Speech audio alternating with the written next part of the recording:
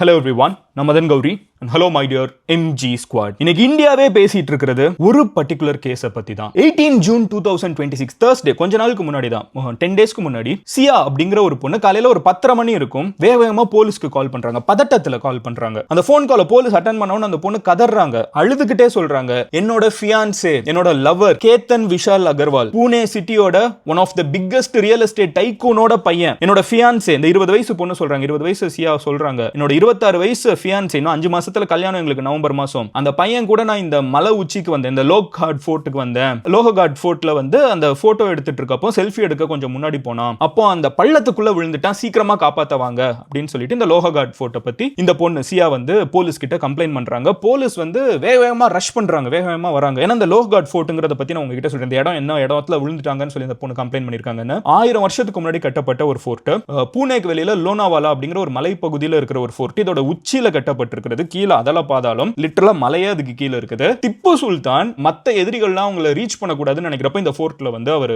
ஆட்சி செஞ்சுட்டு இருந்தார். இந்த இடத்த வந்து அவர் கேப்சர் பண்ணி வச்சிருந்தார். எப்போ திப்பு சுல்தான் வச்சிருந்தார். ஓகேவா? சோ வெள்ளக்காரங்க யாருமே வர முடியாத அளவுக்கு ஒரு உயரத்தில் இருக்கக்கூடிய ஃபோர்ட்ல இருந்து இப்போ 2026 இந்த பையன் விழுந்துட்டான்னு சொல்லி இந்த பொண்ணு கம்ப்ளைண்ட் பண்றாங்க. ஒரு 1 வீக் முன்னாடி போலீஸ் பதறி போய் தேடுறாங்க. பட் ட்ரெக்கிங் எக்ஸ்பர்ட்ஸ் வராங்க, எல்லாருமே வந்தாலும் sadly அந்த பையனை காப்பாற்ற முடியல. அந்த பையனோட உடல் மட்டுமே வெளியே எடுத்துட்டு வர முடியுது. அந்த பையன் இறந்து போய் 5 நாள் கழிச்சு அந்த பையனோட தங்கச்சிக்கும் அந்த பையனோட அப்பாக்கும், யாருக்கு, கேத்தன் விஷால் அகர்வாலோட தங்கச்சிக்கும் அப்பாக்கும் ஒரு கேள்வி மனசுக்குள்ள ஓடிட்டே இருக்குது. கேத்தன் வந்து ஒரு எக்ஸ்பர்ட்டான ஒரு ட்ரெக்கர். அவன் வந்து சின்ன வயசுல இருந்து பயங்கரமா ட்ரெக்கிங் பிடிச்ச ஒரு பையன். அண்ட் இந்தியால மட்டும் இல்ல, அந்த பையன் யூஎஸ்ல படிச்சிருக்கான். யூஎஸ்ல எல்லாம் கூட போய் ட்ரெக்கிங் போயிட்டு வந்திருக்கான், நிறைய கிளாஸஸ் போயிருக்கான். அப்படி இருக்கிற ஒரு ட்ரெக்கிங் பிடிச்ச ஒரு பையன், மலை ஏறுதலே வந்து ரொம்ப பிடிச்ச ஹாபியா பண்ணிட்டு இருந்த ஒரு பையன் செல்ஃபி எடுக்க போய் மலையில இருந்து விழுந்துட்டான் அப்படிங்கிறது வந்து அவங்களுக்கு எங்கேயோ இடிச்சுக்கிட்டே இருக்குது. இருந்தாலும் அந்த பையன் இறந்துட்டான். 5 நாளா வந்து மீடியாலாம் எப்படி ரிப்போர்ட் பண்றாங்கன்னு பாத்தீங்கன்னா, இந்த லோக்கல் பூனே நியூஸ் பேப்பர்ஸ்ல வந்து செல்ஃபி எடுக்க போய் அபாயம், இப்படிலாம் செல்ஃபி எடுக்கலாமா அப்படின்னு சொல்லிட்டு அந்த பையனை பத்தி பேசிருக்காங்க. அவங்க அப்பா அம்மாக்கு செல்ஃபி எடுக்க போய் எப்படி இது நடக்க வாய்ப்பே இல்லையே, ஏன்னா அவனே ஒரு ப்ரொஃபஷனல்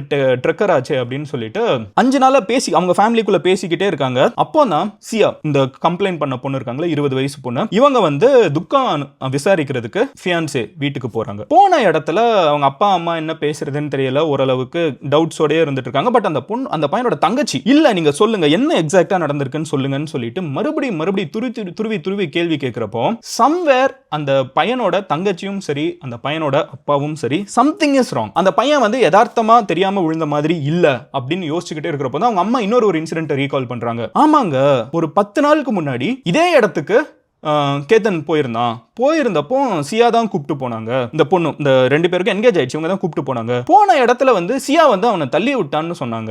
ஏமா அந்த பொண்ணை அவனை ஏன்பா அவனை தள்ளி விட்டாங்கன்னு கேட்டப்போ கேத்தன் சொன்னா, இல்ல அங்க ஒரு பாம்பு வந்துருச்சு, பயத்துல அந்த பொண்ணு தெரியாம என்னை தள்ளி விட்டான், நல்ல வேலைக்கு நான் வந்து கிட்ட இருக்கிற புல்லு அதெல்லாம் பிடிச்சி மேல வந்துட்டேன் அப்படின்னு சொன்ன ஒரு சம்பவம் கூட இருக்குன்னு அவங்க அப்பா அம்மாவுக்கு தங்கச்சிக்கு ரொம்ப ஸ்ட்ராங்கா டவுட். வந்த இடத்துல சியாவும் ஒழுங்கா பதில் சொல்லாம இருக்கா. பட் சோஷியல் மீடியா பாத்தீங்கன்னா பயங்கர, அவங்க சோஷியல் மீடியாவே ஆக்சுவலா பாத்தீங்கன்னா கிட்டத்தட்ட ஒரு 6 months முன்னாடி முதல்ல என்கேஜ் ஆகுதுங்க இந்த 2 பேருக்கு. ஓகேவா? 6 monthsக்கு முன்னாடி என்கேஜ் ஆகுது. இதுல ஆக்சுவலா இதுல முன்னொரு ஒரு கேரக்டர் இருக்குது. ஓகேவா? இதுல வந்து சிசிடிவி எல்லாம் போய் செக் பண்ணி பார்க்கறப்ப இதுல இன்னொரு ஒரு பையன் கூடவே கேத்தன்கே தெரியாம பின்னாடியே வந்திருக்கான். அதெல்லாம் நான் உங்ககிட்ட சொல்றேன். பட் இவங்களோட மொத்த ஸ்டோரி எங்க ஆரம்பிக்குதுன்னு பாத்தீங்கன்னா 6 months முன்னாடி தான் ஆக்சுவலா ஆரம்பிச்சிருக்குது. ஏனால் 6 months முன்னாடி கேத்தனா வந்து சியாக்கு கல்யாணம் பண்ணி வைக்கணும் அப்படின்னு சொல்லிட்டு அவங்க 2 பேருமே ஃபேமிலி ஃப்ரெண்ட்ஸ். ஓகேவா? கேத்தன் வந்து ஒரு பெரிய ரியல் எஸ்டேட் ஃபேமிலி, அமெரிக்கால போய் படிச்சுட்டு வந்த பையன், அந்த பிசினஸ் எம்பையருக்கு இனிமே இந்த பையன் தான் வாரிசு. இப்போ ஆல்ரெடி வந்து அவனை சீஃப் மார்க்கெட்டிங் ஆஃபீஸர் அப்பாயின்ட் பண்ணிட்டாங்க. சோ அந்த மாதிரி ஒரு பையன். சியா பாத்தீங்கன்னா அதே 35 வருஷம் அவங்க அப்பாவோட ஃப்ரெண்ட், இன்னொரு ஒரு ஃப்ரெண்டோட பொண்ணு தான். அவரு பாத்தீங்கன்னா இந்த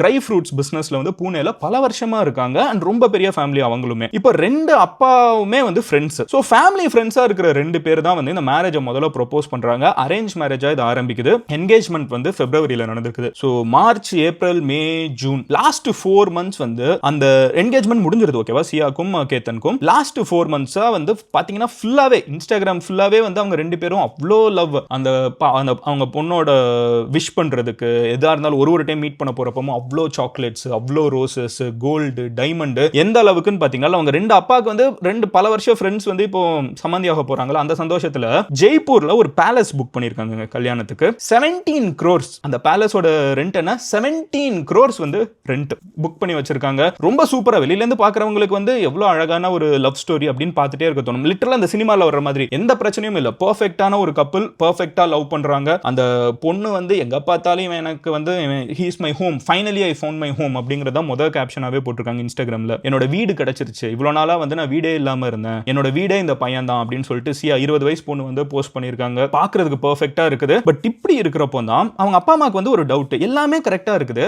ஆனா சில நேரத்துல சியா பத்தி கேத்தன் வந்து வீட்டுக்குள்ளேயே கம்ப்ளைண்ட் பண்ணிருக்கான். என்ன சொல்லிருக்கான்னு பாத்தீங்கன்னா, அந்த பொண்ணு எதா இருந்தாலும் பயங்கரமா அடம் பிடிக்கிறப்பா, ஒரு சின்ன விஷயம் மாத்தணும்னா கூட மாத்த மாட்டேங்கிறா, இங்க போகணும்னா இங்க போயே ஆகணும், இப்படிதான் நடக்கணும்னா இப்படிதான் நடக்கணும், இதுதான் செய்யணும்னா இதுதான் செய்யணும், ஒரு சின்ன அட்ஜஸ்ட்மெண்ட் கூட இல்லாம இருக்குதுங்கிறத வந்து அவங்க அப்பா அம்மா யோசிக்கிறாங்க. ரெண்டாவது அவங்க யோசிக்கிறது விஷயம் என்னன்னு பாத்தீங்கன்னா, கொஞ்ச நாளுக்கு முன்னாடி நடந்த சில விஷயங்கள். அவங்களோட ப்ரீ மேரேஜ் போட்டோ ஷூட் ஒன்னு வந்து பாலில புக் பண்ணிருக்காங்க. எங்க புனேல இருந்து பாலில. ஓகேவா? சி இந்த கதையில வந்து நீங்க கேட்டுட்டு இருக்கப்போ உங்களுக்கு வந்து என்ன இவ்வளவு செலவு பண்றாங்கன்னு தோணும். See both of them are extremely rich. அதுல நம்ம வந்து கிளியர் ஆயிப்போம். 17 crore ஒரு கல்யாணத்து ஒரு நாளுக்கு அவங்க ஒரு ஃபோர்ட்டை வாடகைக்கு எடுக்கிறதுக்கு செலவு பண்றாங்க. அந்த ஃபோர்ட்டுக்கு எல்லாரையும் கூப்பிட்டு போயிட்டு வர்றதுக்கு சொந்தக்காரங்களுக்கு தனித்தனி சார்ட்டர்ட் ஃபிளைட்ஸ் வந்து புக் பண்ணி வச்சிருக்காங்க. So you can understand how rich they are. So இப்படி இருக்கிறப்போ ப்ரீ வெட்டிங் போட்டோ ஷூட் வந்து பாலில நடத்தணும்னு சொல்லிட்டு அவங்க பாலிக்கு வந்து வீசா எல்லாம் எடுத்து வச்சிருக்காங்க. ஏர்போர்ட்ல இருந்து 4 பேர் போறாங்க. ஓகேவா? போட்டோ ஷூட்டுக்கு பையன் பொண்ணு சியா அண்ட் கேத்தன் 26 வயசு 20 வயசு 2 பேரும் போறாங்க. கூடவே போட்டோகிராஃபர்ஸ் எல்லாம் போறாங்க. கிளம்பி போயிட்டு இருக்கப்ப ஏர்போர்ட்டுக்கு போற வழியில ஒரு இடத்துல மால்ல வந்து அந்த பொண்ணு வந்து பசிக்குதுன்னு சொல்றாங்க. சோ ஃளைட்டுக்கு லேட் ஆனாலும் வேகமா மாலுக்கு போய் சாப்பிட்டு வரலாம்னு சொல்லி கார்ல ஏறி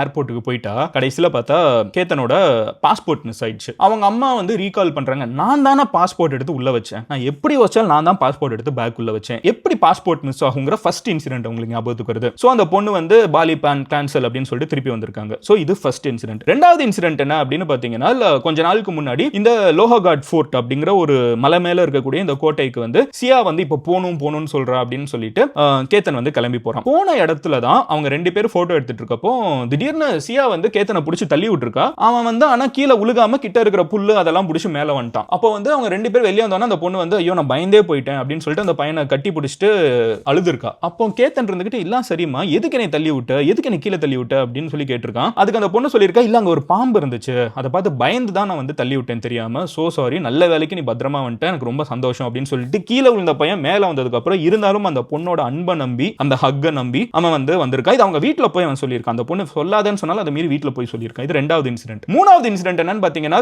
அந்த 18th June 2026 அன்னைக்கு காலையில கேத்தன் வந்து இந்த மாதிரி அந்த ஃபோர்ட்டுக்கு லோஹகாட் ஃபோர்ட்டுக்கு வந்து மறுபடியும் சியா கூப்பிட்டு நான் போகணும்னு சொல்றப்ப அவங்க அம்மா வந்து போகாதன்னு சொல்லி நிறுத்துறாங்க. எதுக்கு மறுபடியும் அங்க போற? அப்பதான் போய் ஒன்னு ரொம்ப துரதிஷ்ட ஒரு சம்பவம், யாரா குழிக்குள்ள விழுவாங்க, அவ்வளவு பெரிய ஃபோர்ட், லிட்டரலா வந்து இந்த குணா கேவ்ஸ் மாதிரி ஒரு நல்ல யோசிச்சு பாருங்களேன், நல்ல மலையோட உச்சியில ஒரு கோட்டை, அதுல இருந்து உளுந்தா காலி, அந்த இடத்துல தப்பிச்சு வந்திருக்க, மறுபடியும் அங்கேயே போகணுங்கிற சியா என்ன லூசா எதுக்கு போகணும்னு சொல்ற, அதெல்லாம் போக வேணாங்கிறாங்க. இருந்தாலும் காதல் வாய்ப்பட்ட கேத்தன் இருந்துகிட்டு இல்ல போகணும்னு சொல்லி அடம் பிடிச்சு போயிருக்கான். இது எல்லாத்தையும் கேட்டுட்டு இருக்கிற அவங்க அம்மா இருந்துகிட்டு கண்டிப்பா சந்தேகம் இருக்குதுன்னு சொல்லிட்டு அப்பா அம்மா தங்கச்சி எல்லாரும் அவங்களுக்கு தெரிஞ்ச போலீஸ் நெட்வொர்க்கை யூஸ் பண்ணி போலீஸ் கிட்ட கம்ப்ளைண்ட் மறுபடியும் ரைஸ் பண்றாங்க. இல்லங்க எங்களுக்கு சந்தேகம் இருக்குது, இட்ஸ் நாட் நார்மல் அப்படிங்கிறாங்க. 5 நாளா இந்த கேஸ் வந்து செல்ஃபி எடுக்க போன ஒரு பணக்கார வீட்டு பையன் வந்து இறந்துட்டான் இருந்திருக்குது. நிறைய பேர் வந்து இதை வந்து கமெண்ட் செக்ஷன்ல எல்லாம் பாத்தீங்களா அறிவே இல்ல அந்த மாதிரி எல்லாம் கூட கமெண்ட் போட்டிருக்காங்க. இந்த ஃபேமிலி வந்து சம்திங் இஸ் ராங்கிறத ஸ்மெல் பண்ணி இப்படி இறந்து போற பையன் இல்லையே, அவன் வந்து கொஞ்சம் ட்ரெக்கிங்லாம் தெரிஞ்ச பையனாச்சேன்னு சொல்லிட்டு கம்ப்ளைண்ட் கொடுக்குறாங்க. இப்போ போலீஸ் வந்து மூடின கேஸை மறுபடியும் திறக்கிறாங்க. திறந்து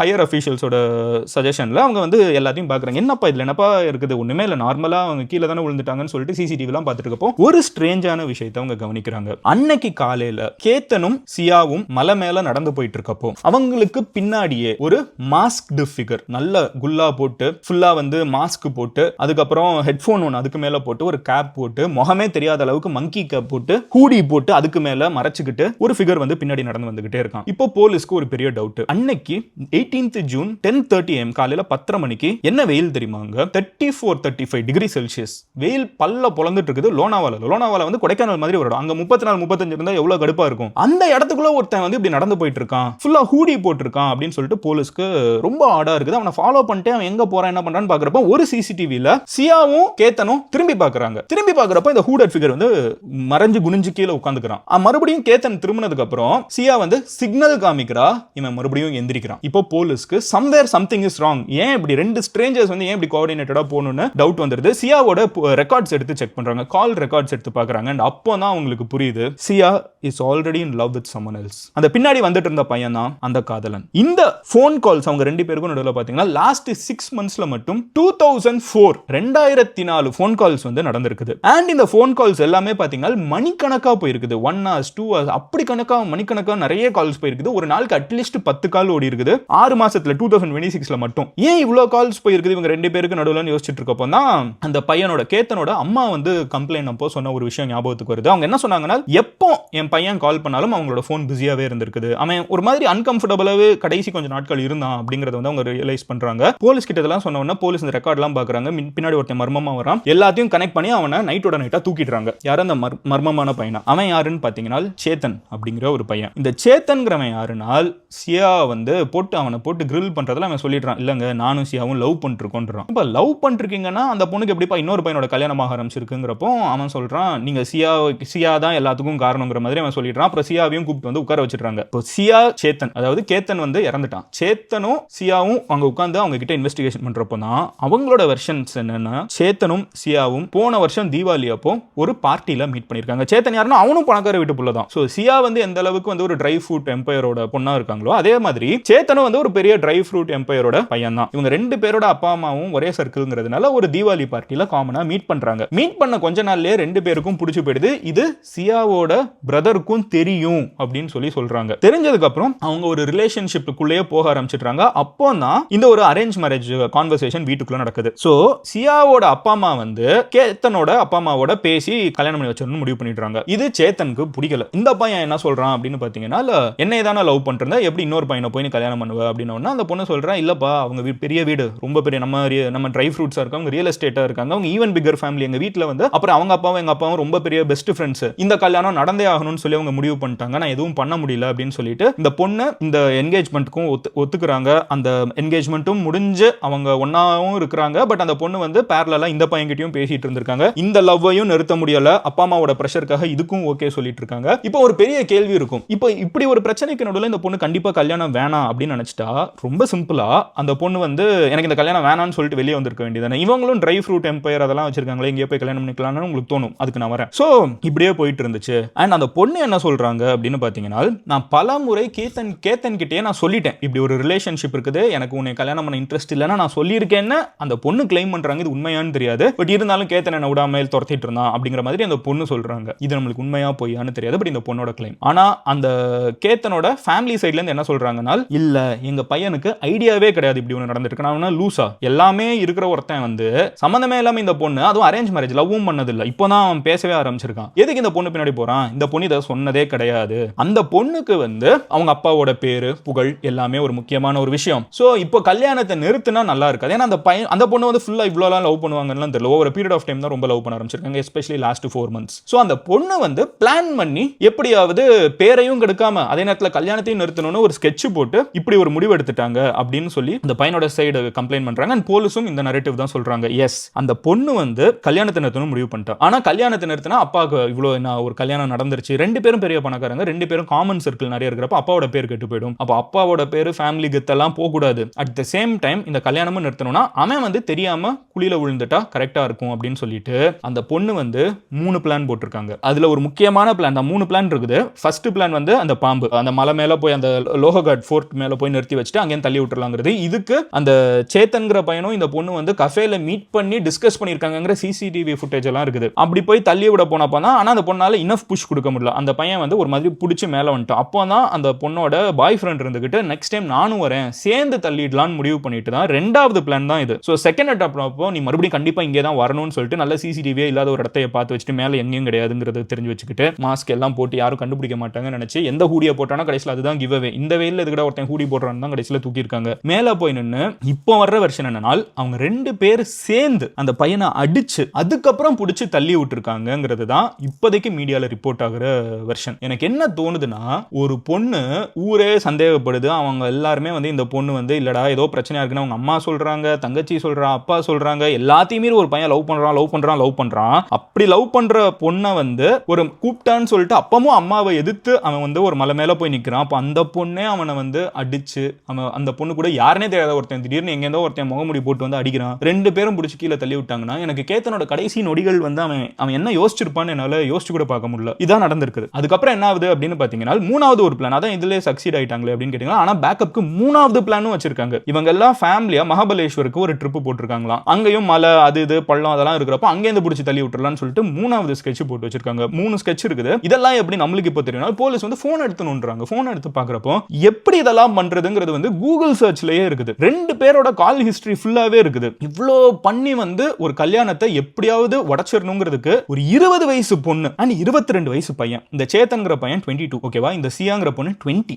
22 வயசுல இருக்கிறவங்க இவ்ளோ தெளிவா இவ்ளோ பெரிய ஸ்கெட்ச் போட்டு 5 நாளுக்கு உலகமே நம்பி இருக்கு பாருங்க. 5 நாளுக்கு அந்த 26 வயசு பையன் கேத்தனை வந்து அமெரிக்கால படிச்சுட்டு குடும்பத்தை பார்த்துக்கிட்டு அப்பா அம்மா சொல்றதை கேட்டுக்கிட்டு என்னாலும் பரவாயில்ல அப்பா அம்மா சொல்றதை தான் செய்யணும்னு சொல்லி பிடிச்சி ஒத்த கால நின்ன பையனை வந்து செல்ஃபி எடுக்க போனப்போ இறந்துட்டான்னு சொல்லி அவனை வந்து தப்பான ஒரு போர்ட்ரேல் கொடுத்து செல்ஃபி எடுக்க போனப்போ இறந்துட்டு நம்ம இந்த மாதிரி நிறைய நியூஸ் பார்ப்போம். போட்டோ எடுக்க போனாங்க விழுந்துட்டாங்க, கண்ணு முன்னாடியே நடந்துருச்சு. இப்போ எல்லாத்தையுமே யோசிக்க தோணுது. அவ்வளவு ஈஸியா நம்ம எதையும் மூட முடியாது. என்ன நடந்திருக்குது பாருங்க பின்னாடி. எவ்வளவு தெளிவா ஸ்கெட்ச் போட்டு 20-22 வயசுல இருக்கிறவங்க பண்ணிருக்காங்கன்னு. இப்போ 2 பேரையும் போலீஸ் அரெஸ்ட் பண்ணிருக்காங்க. ஜூன் 29 வரைக்கும் கஸ்டடியில வச்சிருக்காங்க. இன்னமும் சேத்தனோட அப்பா என்ன சொல்றாங்க, அதாவது இந்த பாய் ஃப்ரெண்டோட அப்பா என்ன சொல்றாங்கன்னா, என் பையன் தூரத்துல நின்னுட்டு இருந்தான், என் பையனுக்கு இதுக்கும் சம்பந்தமே இல்லை, இவங்க வேணும்னே ஃப்ரேம் பண்றாங்கன்னு. அந்த பொண்ணோட சைடு என்ன சொல்றாங்கன்னு பாத்தீங்கன்னா, அந்த பொண்ணோட சைடு தான் ஆக்சுவலா வீக்கா இருக்குது. பட் பையனோட சைடு என்ன சொல்றாங்கன்னு பாத்தீங்கன்னா, அந்த இறந்து போன பையனோட கேத்தனோட சைடு என்ன சொல்றாங்கன்னு பாத்தீங்கன்னா, இதுல இவங்க மட்டும் இல்ல இவங்களோட ஃபேமிலியா இன்வால்வ் ஆயிருக்கும் டவுட் இருக்குது. ஏனால் எங்களுக்கு தெரிஞ்ச வரைக்கும் இப்போ நாங்க தேடுற வரைக்கும் நாங்க கேட்கிற வரைக்கும் அவங்க 2 பேரும் அதாவது சேத்தனும் சியாவும் ரிலேஷன்ஷிப்ல இருந்திருக்காங்கிறது இவங்க குடும்பத்துக்கே தெரியும்னும் இருந்தாலும் இன்னொரு பெரிய இடம் வந்துருச்சுங்கிறதுனால அந்த ரிலேஷன்ஷிப்பை முடிச்சுட்டு எங்க கூட பேச்சுவார்த்தை நடத்தி இந்த நிச்சயதார்த்தம்லாம் நடந்து கல்யாணத்துக்குலாம் பிளான் பண்ணிருக்காங்கிற மாதிரி நாங்க கேட்கிறோம். இது உண்மையா இருந்தால் அவங்க மொத்த குடும்பத்தையும் குற்றவாளி குண்டில் ஏத்தணும் அப்படின்னு சொல்லிட்டு அந்த இறந்து போன பையன் கேத்தன் அவங்களோட ஃபேமிலியில சொல்றாங்க. இதை வந்து கமெண்ட் செக்ஷன்ல நிறைய பேர் பேசணும்னு சொல்லி கேட்டிருந்ததை என்னால பார்க்க முடிஞ்சிருக்குது. எனக்கு இந்த மாதிரி சில கேசஸ் பார்க்குறப்போ என்ன தோணுதுனால், இப்படியே போயிட்டு இருந்துச்சுன்னா 2 பேருக்கு நடுவில் இருக்கிறதுலே ஒரு ரொம்ப பியூரான ஒரு விஷயம் லவ், கரெக்டா? எல்லாத்தையும் தாண்டி வரக்கூடிய ஒரு விஷயம். அதை கூட நம்புறதுக்கு ஒவ்வொருத்தங்களும் யோசிக்க ஆரம்பிச்சிட்டா எப்படி வந்து இந்த சொசைட்டில வாழ்றது? எனக்கு அந்த மறுபடியும் மைண்ட்ல ஓடிட்டே இருக்கிறது கேத்தனோட கடைசி நொடிகள் எப்படி இருக்கும். ஆனா அவன் வந்து இமிடியேட்டா உலகல அவனை அடிச்சிருக்காங்க. அவன் மறுபடியும் எந்த இடத்துல இருந்து அந்த பொண்ணு தள்ளி விட்டுருக்கல மறுபடியும் அந்த இடத்துல போய் நம்பி இருக்கிறப்ப எவனோ ஒருத்தன் வந்து அடிச்சு இவங்க 2 பேரும் சேர்ந்து கீழே தள்ளி விடுறாங்க. அவனோட கடைசி நொடிகள் absolutely pathetic. But thank you MG Squad. ஏன்னா நீங்க கமெண்ட் செக்ஷன்ல கேட்டதுனால இங்க இது 8 மில்லியன் பீப்புள் இருந்தாலும் இங்க ஒரு 1000 பீப்புள் டெய்லி கமெண்ட் செக்ஷன்ல வந்து இதை பேச நீங்க கொடுக்குற சஜஷன்னால தான் என்னால இந்த மாதிரி நிறைய நான் ஆக்சுவலா இதை மிஸ் பண்ணிட்டேன். நீங்க கொடுத்த கமெண்ட்ல இருந்து நான் எடுத்தேன். So thank you so much for letting me know about this also. So நீங்க வேற ஏதாவது இந்த மாதிரி நடந்துட்டு இருக்கிற ஒரு விஷயம் உலகத்துக்கு தெரியணும் அப்படின்னு நினைச்சீங்கன்னா கீழே கமெண்ட் செக்ஷன்ல போஸ்ட் பண்ணுங்க. கண்டிப்பா அதையும் பத்தி நம்ம நாளைக்கு பேசுவோம். நாளைக்கு உங்களை பார்க்குறேன். Love you all. Take care.